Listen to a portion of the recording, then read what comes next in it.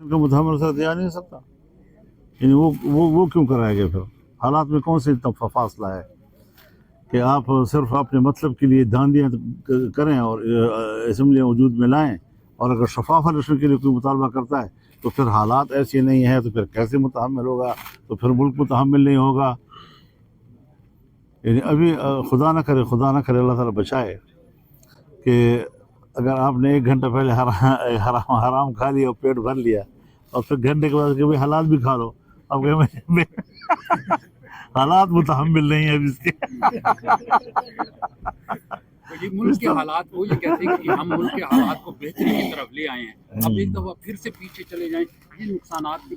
حضرت بہتری کی طرف لانا اگر عوام کے لیے ہے، اگر ملک کے لیے ہے، ملک ہمارا مشترک ہے، ملک ہمارا مشترک ہے۔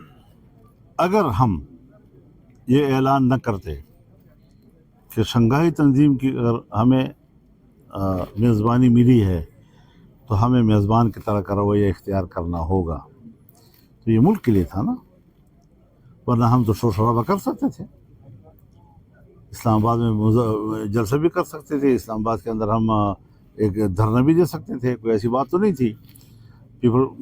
پی ٹی آئی بھی کر سکتی تھی، چاہے مار کھائیں، چاہے جو بھی ہو سب کچھ ہو سکتا تھا، لیکن ہم نے صرف ملک کے لیے کہ ایسا نہ ہو کہ مہمان آئیں۔ مسئلہ اقتصاد کا ہو، پاکستان اقتصادی لحاظ سے کمزور ہے، اگر کل کلاں یہ لوگ ہمارے ساتھ تعاون کرنا چاہیں ہمارے معاشی مشکل کو دور کرنے کے لیے تو ہم ایسے مواقع کو ضائع نہیں کرتے۔ اختلاف کی بھی حدود ہوتے ہیں کہ کہاں تک جانا ہے اور پھر کہاں تک نہیں جانا چاہیے۔ عدالتوں سے ریلیف ملنے لگا ہے فوری طور پر، علیمہ خان جو ان کی بہنیں ابشیرائیں ہیں وہ بھی باہر آ گئی ہیں، آپ بانی پی ٹی آئی کو بھی آنے والے دنوں میں باہر آتا دیکھ؟ حضرت میں تو الیکشن سے پہلے بھی کہتا تھا کہ میں کسی بھی اپنے مخالف کو جیل میں دیکھ کر خوش نہیں ہوتا، اور نہ ہی یہ جنگ کا طریقہ ہے کہ ایک فریق کے ہاتھ کھلے ہیں دوسرے کو آپ نے باندھ لیا ہے، تو یہ تو میں الیکشن سے پہلے بھی کہتا رہا، میں کسی سیاستدان کے جیل میں ہونے کے حق میں نہیں ہوں، بشمول عمران خان کے۔ ٹھیک ہو گیا؟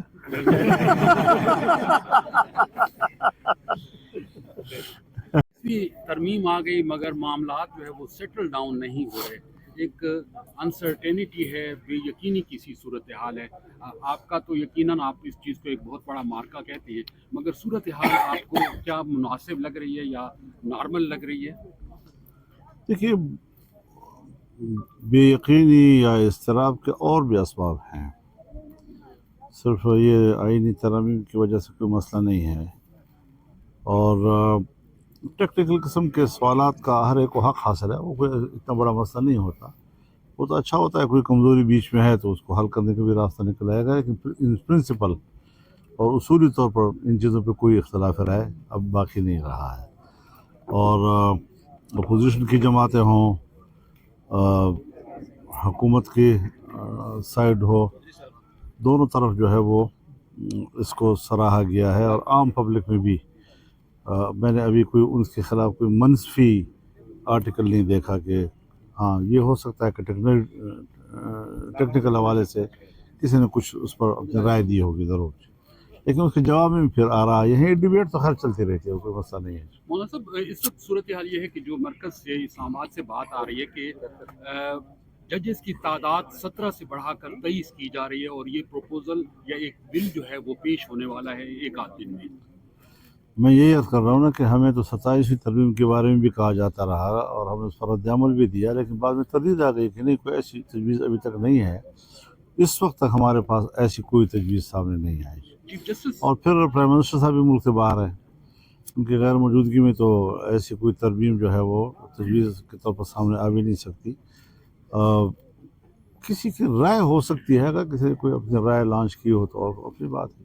چیف جسٹس صاحب کی طرف سے فل کورٹ، اور اس کے بعد جو 8 نومبر کو اجلاس بلایا گیا ہے سپریم جوڈیشل کونسل کا، اور کچھ ایسی چیزیں ہیں جس سے حکومت یہ سمجھتی ہے کہ کچھ ایسا ہے کہ جو مقاصد جن مقاصد کے لیے 26ویں آئینی ترمیم لائی گئی تھی، شاید اس کے اثرات کو یا اس کے اسباب کو ختم کرنے کی کوشش کی جا رہی ہے۔ اس کا کس کو اختیار ہے کہ وہ اس قسم کے تبصرے کرے؟ اگر کسی کا ہے تو اس کا معنی یہ ہے کہ وہ عدالت کو ایک فریق سمجھتی ہے کہ عدالت ایک کھلونا بنتے رہیں یا حکومت اور اپوزیشن کے بیچ میں تقسیم ہوتے رہیں۔ اگر عدالت ایسے اقدامات کرتی ہیں کہ وہ خود کو اس بحث سے نکالنا چاہتی ہیں تو اچھی بات ہے۔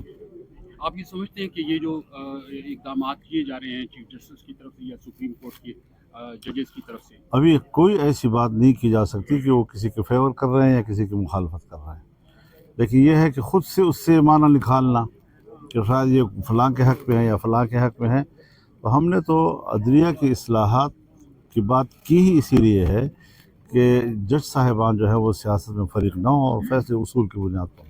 मौलाना साहब, आप दो सूबों की खुसूसी तौर पर बात करते हैं कि अमन किसी भी सतह पे इस चीज़ का नोटिस नहीं लिया जा रहा। आप समझते हैं कि डेरा इस्माइल खान में जो सूरत हाल है, न सिर्फ जो सराउंडिंग्स हैं, अंदरून शहर भी सूरत हाल जो है वो बेअमनी की है।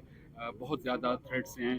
यहाँ तक कि एक डिप्टी कमिश्नर की तरफ से एक लेटर जारी हुआ है जिसमें अफसरान को और सरकारी मुलाजमीन को घरों में मुक़य्यद रहने की और उन्हें गैर ज़रूरी तौर पर बाहर निकलने से मना किया गया है।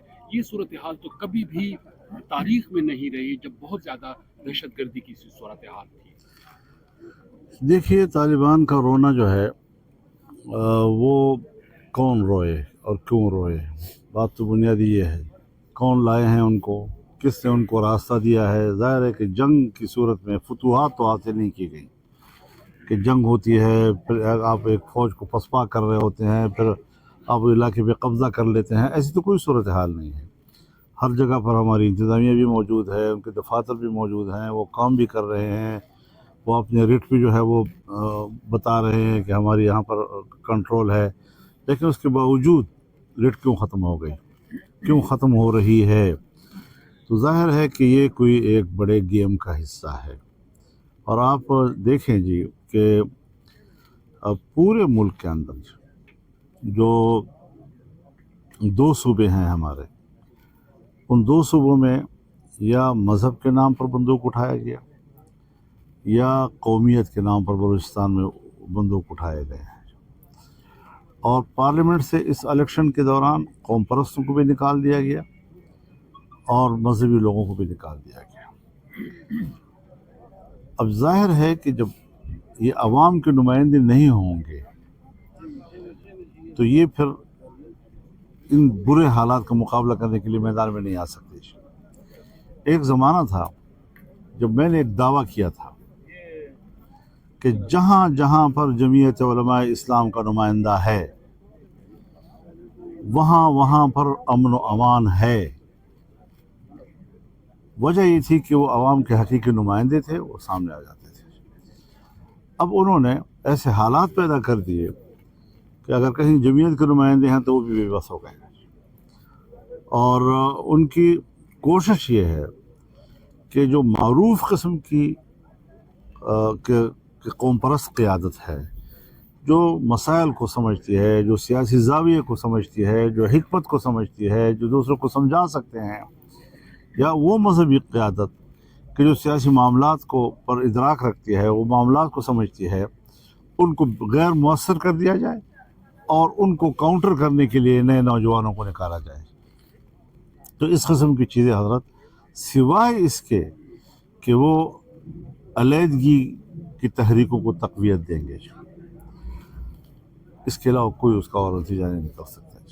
तो ये सवालात आपके बिल्कुल वजह हैं कि रफ्ता रफ्ता हमारे रेट क्यों ख़त्म होती जा रही है। आम आदमी अपने गांव में, अपने महल्ले में अब अपने घर छोड़ रहे हैं। कोई ये नहीं कि गवर्नमेंट ने कहा है कि आप इलाका छोड़ दें, लेकिन वो इंसान हैं, उन्होंने रोज़गार भी कमाना है, उनके रोज़गार के मौके ख़त्म हो गए हैं।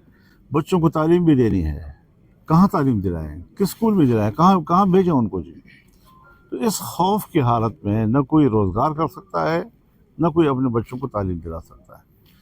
नतीजा ये निकल गया कि वो लोग खुद बहुत जो है वो इलाके छोड़ रहे हैं और इनके हवाले किया जा रहा है सब कुछ। मौलाना साहब, आप नए इंतखाबात की बात कर रहे हैं और कोई ऐसी सिचुएशन आप देखते हैं कि नए इंतखाबात की तरफ जाया जाए? नए इंतखाब की तरफ जाना पड़ेगा अगर मुल्क को बचाना है। जो असम्बली के अंदर हुकूमत बनाई गई और उसके लिए जो मैनेजमेंट की गई, वो तो 26वीं तरफ में नाकाम हो गए उनकी। तो इसका माना यह है कि उनका अक्ल खिरत जो है वो नाकाम हो चुका है। एस्टेब्लिशमेंट को हर कीमत पर इलेक्शन से ताल्लुक होना पड़ेगा। जब तक वो अपनी मर्जी के हवाले से सोचते हैं कि हम आएंगे तो अपनी मर्जी की हमारी असम्बली होगी और हुक्मरान जो है वो अपनी अक्सरियत से हमारे मर्जी के मुताबिक तरामीम पेश करेंगे और कानून पास करते रहेंगे। ये सिलसिले अब नहीं रहेंगे। तो इस किस्म की सूरत हाल में कि जहाँ पार्लियामेंट ये समझती है कि हमें तो कोई पास करके यहाँ लाया है, हमें तो किसी ने यहाँ हुकूमत हमारे किसी ने हवाले की है, ऐसी सूरत हाल में हुकूमत अपना किरदार अदा नहीं कर सकती। तो आप ये समझते कि अगर 26वीं तरमीम को आप तस्लीम ना करते और आप सपोर्ट ना करते तो ये मुमकिन था कि हुकूमत ये अपना टेन्योर या मैंडेट पूरा ना कर सकती? देखिए, बात मैंडेट की नहीं है, बात यह है कि उसूलन कौन सी चीज़ सही है, कौन सी चीज़ गलत है।